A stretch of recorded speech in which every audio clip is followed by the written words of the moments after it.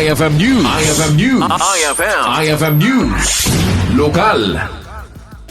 Ikidkid daw ti Kalesa Association dito'y probinsya ang maipaayanday tinan Anay suporta Manipud iti Provincial Government of Ilocos Norte. Segun kan Mr. Jeron Agorila iti Vice President iti Kalesa Association, aro nga ing nagiti kakadwana kat maikan dagito iti pagpilaan ti Kalesa tapno aday ti makita a pwestuda ng rona dito'y syudad Tilawag. Inay na pay, kasapulan pa iti asosasyon ti puunan tapno makaipatakder dagitoy iti bukod da asyapa ang mausar iti pagtarimaanan no agka problema ragiti Kalesa da. Kinunana, ti pinansyal at tulong kat aramatan da paya tapno gumatang iti pan nakapapintas dagiti Kalesa kanda dumang nga accessories ang mausar iti daytoy. Ito mga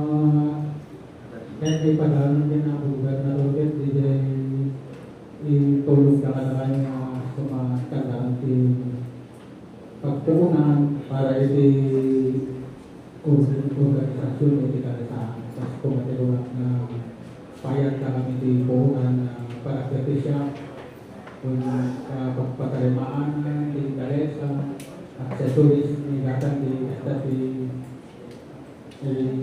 kabayo.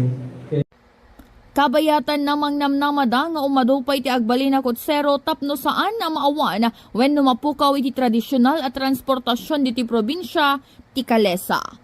Para iti IFM News, Idol Bernadette Toledo, Tatak, IFM. IFM News. IFM News. IFM News. Lokal.